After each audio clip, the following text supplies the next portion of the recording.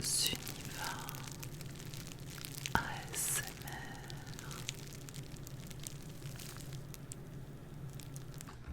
Je vais vous lire un conte normand, un conte de Guy de Maupassant.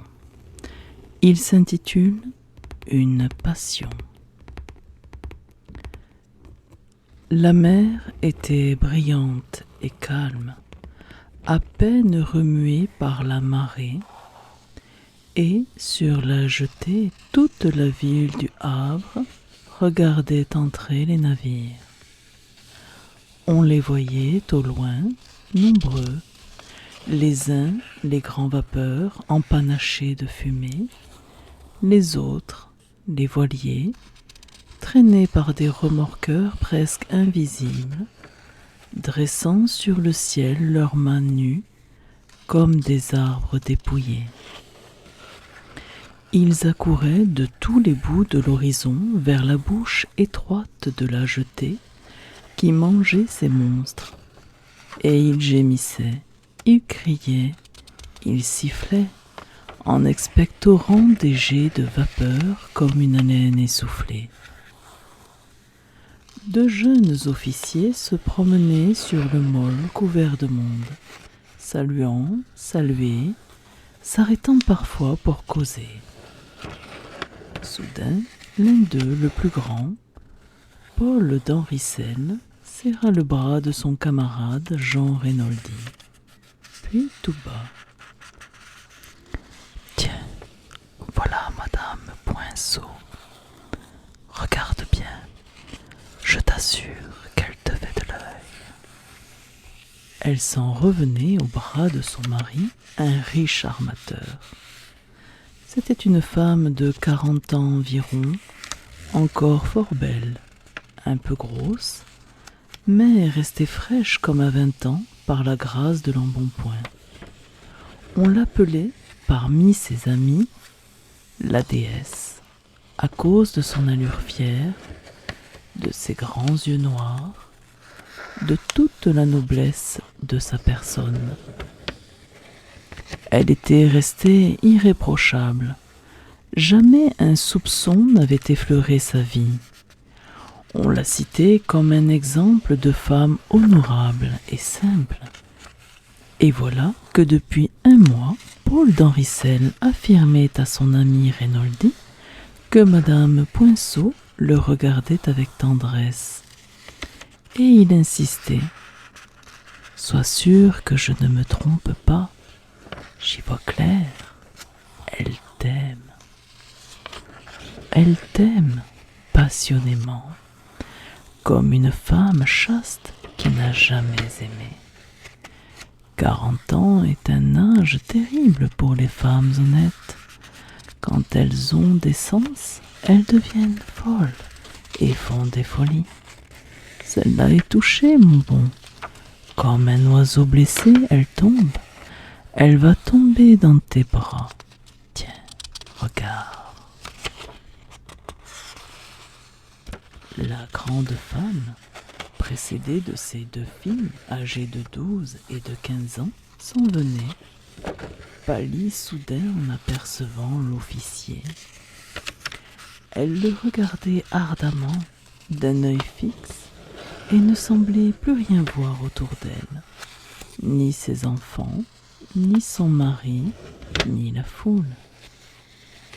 Elle rendit le salut des jeunes gens sans baisser son regard allumé d'une telle flamme qu'un doute, enfin, pénétra dans l'esprit du lieutenant Reynoldi. Son ami murmura: « J'en étais sûr. As-tu vu cette voix, bigre? C'est encore un riche morceau. » Mais Jean Reynoldi ne voulait point d'intrigue mondaine. Peu chercheur d'amour, il désirait avant tout une vie calme et se contentait des liaisons d'occasion qu'un jeune homme rencontre toujours. Tout l'accompagnement de sentimentalité, les attentions, les tendresses qu'exige une femme bien élevée l'ennuyaient. La chaîne, si légère qu'elle soit, que noue toujours une aventure de cette espèce lui faisait peur. Il disait: au bout d'un mois, j'en aurai par-dessus la tête, et je suis obligé de patienter 6 mois, par politesse. Puis, une rupture l'exaspérait, avec les scènes, les allusions, les cramponnements de la femme abandonnée. Il évita de rencontrer Madame Poinceau.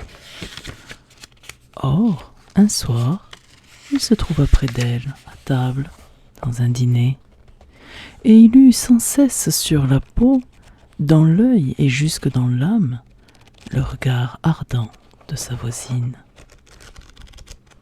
Leurs mains se rencontrèrent et, presque involontairement, se serrèrent. C'était déjà le commencement d'une liaison. Il la revit, malgré lui toujours. Il se sentait aimé, il s'attendrit, envahi d'une espèce d'apitoiement vaniteux pour la passion violente de cette femme. Il se laissa donc adorer, et fut simplement galant, espérant bien en rester au sentiment. Mais elle lui donna un jour un rendez-vous, pour se voir et causer librement, disait-elle. Elle tomba pâmée dans ses bras, et il fut bien contraint d'être son amant. Et cela dura 6 mois. Elle l'aima d'un amour effréné, haletant. Murée dans cette passion fanatique, elle ne songeait plus à rien.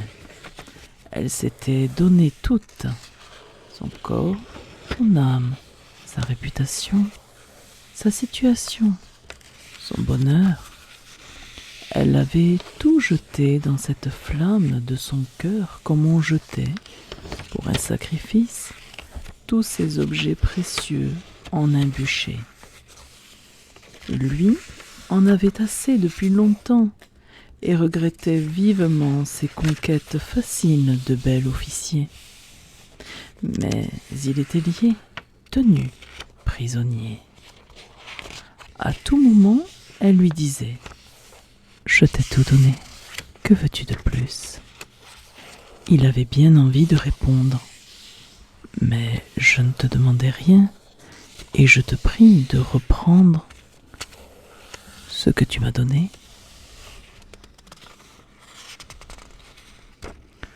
Sans se soucier d'être vue, compromise, perdue, elle venait chez lui, chaque soir plus enflammée toujours. Elle s'élançait dans ses bras, l'étreignait, défaillait en des baisers exaltés qui l'ennuyaient horriblement. Il disait d'une voix lassée: voyons, sois raisonnable. Elle répondait: je t'aime. Et s'abattait à ses genoux pour le contempler longtemps dans une pose d'adoration. Sous ce regard obstiné, il s'exaspérait enfin, il la voulait relever. Voyons, assieds-toi, causons. Elle murmurait: non, laisse-moi. Et restait là, l'âme en extase. Il disait à son ami d'Henricelli: tu sais, je le battrai. Je n'en veux plus, je n'en veux plus. Il faut que ça finisse, et tout de suite. Puis il ajoutait: qu'est-ce que tu me conseilles de faire? L'autre répondait: romps. Et Renoldi ajoutait en haussant les épaules: ah, tu en parles à ton aise. Tu crois que c'est facile de rompre avec une femme qui vous martyrise d'attention, qui vous torture de prévenance, qui vous persécute de sa tendresse, dont l'unique souci est de vous plaire, et l'unique tort de s'être donné malgré vous. Mais voilà qu'un matin, on apprit que le régiment allait changer de garnison. Renoldi se mit à danser de joie. Il était sauvé. Sauvé sans scène, sans cri, sauvé. Il ne s'agissait plus que de patienter 2 mois. Sauvé. Le soir, elle rentra chez lui, plus exaltée encore que de coutume. Elle savait l'affreuse nouvelle et, sans ôter son chapeau, lui prenant les mains et les serrant nerveusement, les yeux dans les yeux, la voix vibrante et résolue. « Tu vas partir, je le sais. J'ai d'abord eu l'âme brisée, puis j'ai compris ce que j'avais à faire. Je n'hésite plus. Je viens t'apporter la plus grande preuve d'amour qu'une femme puisse offrir. Je te suis. Pour toi, j'abandonne mon mari, mes enfants, ma famille. Je me perds, mais je suis heureuse. Il me semble que je me donne à toi de nouveau. C'est le dernier et le plus grand sacrifice. Je suis à toi pour toujours. » Il eut une sueur froide dans le dos et fut saisi d'une rage sourde et furieuse, d'une colère de faible. Cependant, il se calma et d'un ton désintéressé, avec des douceurs dans la voix, refusa son sacrifice, tâcha de l'apaiser, de le raisonner, de lui faire toucher sa folie. Elle l'écoutait en le regardant en face, avec ses yeux noirs, la lèvre dédaigneuse, sans rien répondre. Quand il eut fini, elle lui dit seulement : « Est-ce que tu serais un lâche ? Serais-tu de ceux qui séduisent une femme, puis l'abandonnent au premier caprice ? » Il devint pâle et se mit à raisonner. Il lui montra, jusqu'à leur mort, les inévitables conséquences d'une pareille action. Leur vie brisée, le monde fermé. Elle répondait obstinément : « Qu'importe, quand on s'aime. »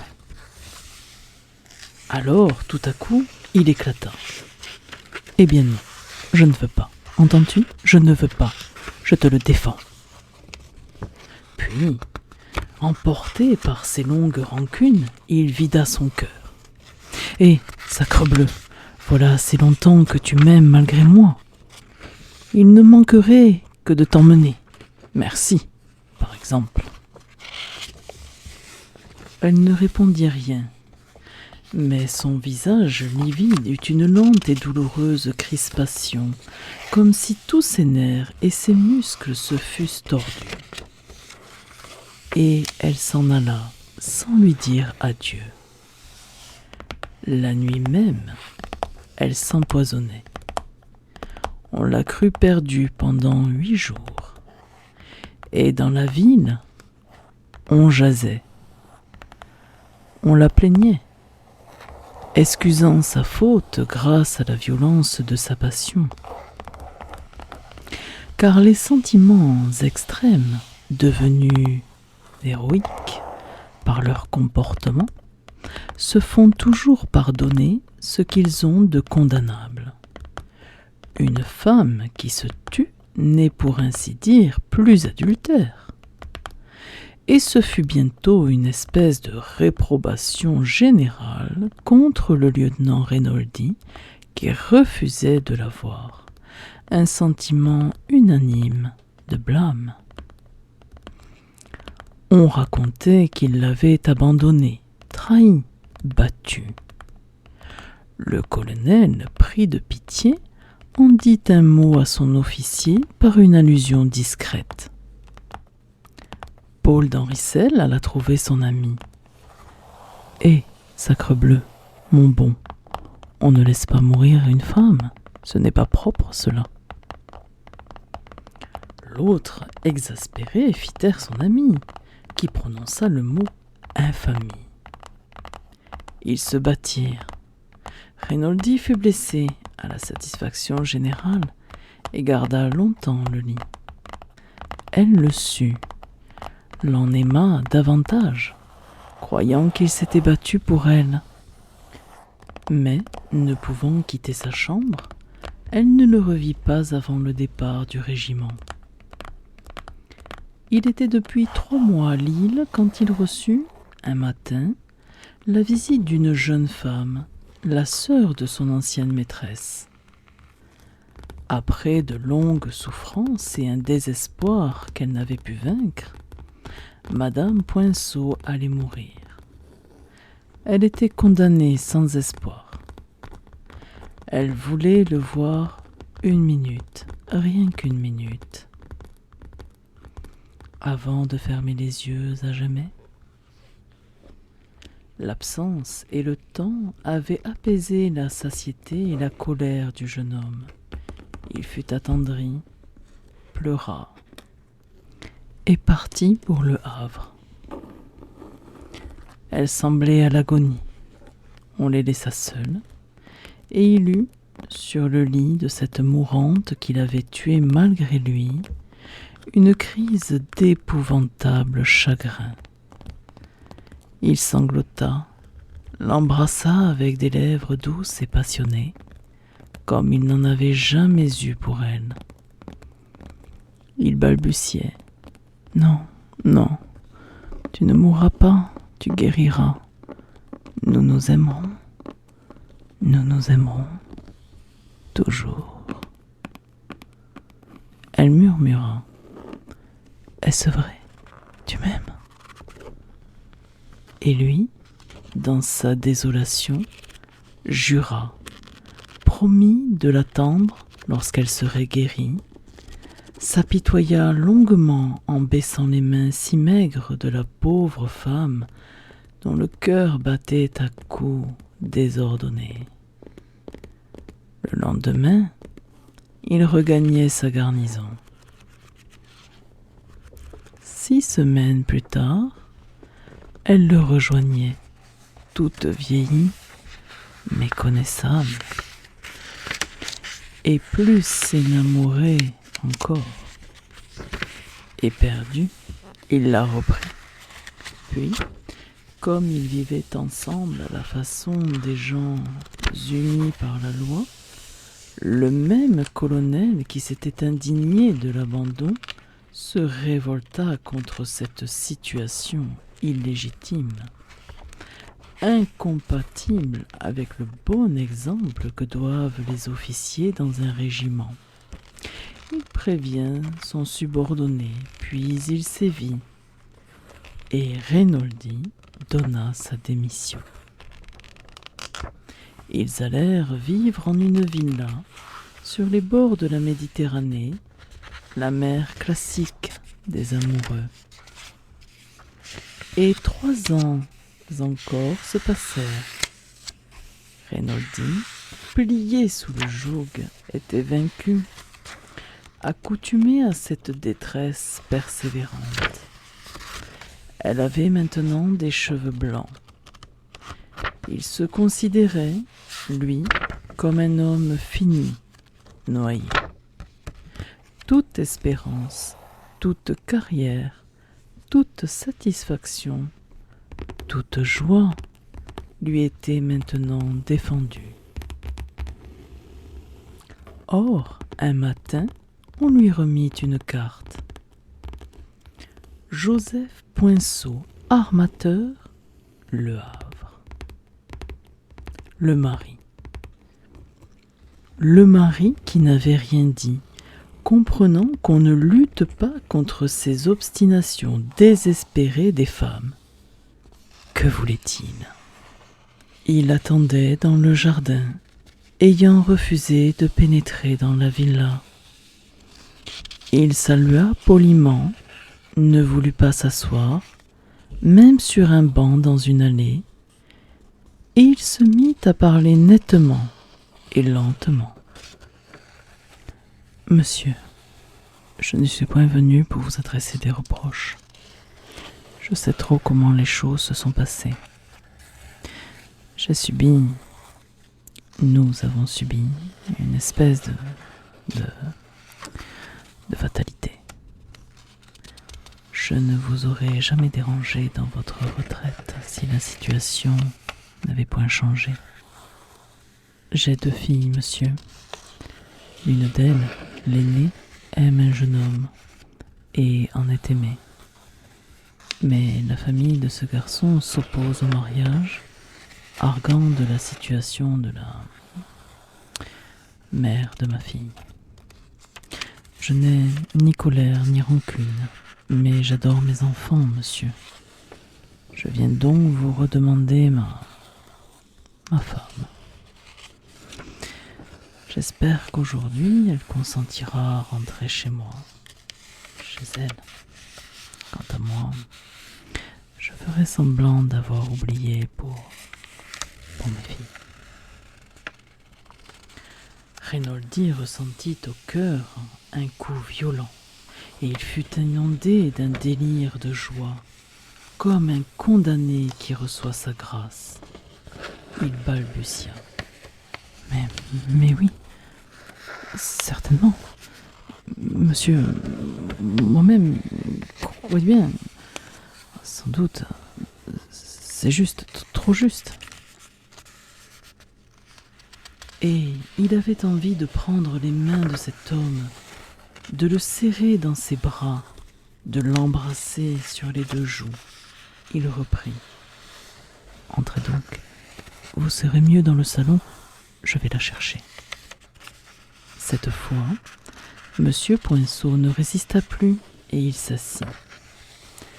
Rinaldi gravit l'escalier en bondissant, puis, devant la porte de sa maîtresse, il se calma et il entra gravement. « On te demande en bas, dit-il. C'est pour une communication au sujet de tes filles. » Elle se dressa. « De mes filles ? Quoi ? Quoi donc ? Elles ne sont pas mortes ? » Il reprit. « Non, mais il y a une situation grave que tu peux seul dénouer. » Elle n'en écouta pas davantage et descendit rapidement. Alors, il s'affaissa sur une chaise, tout remué, et attendit. Il attendit longtemps. Puis, comme des voix irritées montaient jusqu'à lui, à travers le plafond, il prit le parti de descendre. Madame Poinceau était debout, exaspérée, prête à sortir, tandis que le mari la retenait par sa robe, répétant « Mais comprenez donc que vous perdez nos filles, vos filles, nos enfants. » Elle répondait obstinément « Je ne rentrerai pas chez vous. » Rinaldi comprit tout, s'approcha, défaillant, et balbutia. « Quoi ? Elle refuse ?» Elle se tourna vers lui et, par une sorte de pudeur, ne le tutoyant plus devant l'époux légitime. « Savez-vous ce qu'il me demande ? Il veut que je retourne sous son toit. » Et elle ricanait, avec un immense dédain pour cet homme agenouillé presque qui la suppliait. Alors Rinaldi, avec la détermination d'un désespéré qui joue sa dernière partie, se mit à parler à son tour, plaida la cause des pauvres filles, la cause du mari, sa cause. Et, quand il s'interrompait, cherchant quelque argument nouveau, Monsieur Poinceau, à bout d'expédients, murmurait, en la tutoyant par un retour de vieille habitude instinctive. « Voyons, Delphine, songe à tes filles. » Alors, elle les enveloppa tous 2 en un regard de souverain mépris, puis, s'enfuyant d'un élan vers l'escalier, elle leur jeta « Vous êtes 2 misérables. » Restés seuls, ils se considérèrent un moment aussi abattus, aussi navrés l'un que l'autre. Monsieur Poinceau ramassa son chapeau tombé près de lui et pousseta de la main ses genoux blanchis sur le plancher, puis, avec un geste désespéré, alors que Renoldi le conduisait vers la porte, il prononça en saluant: « Nous sommes bien malheureux, monsieur. » Puis, il s'éloigna d'un pas à l'autre.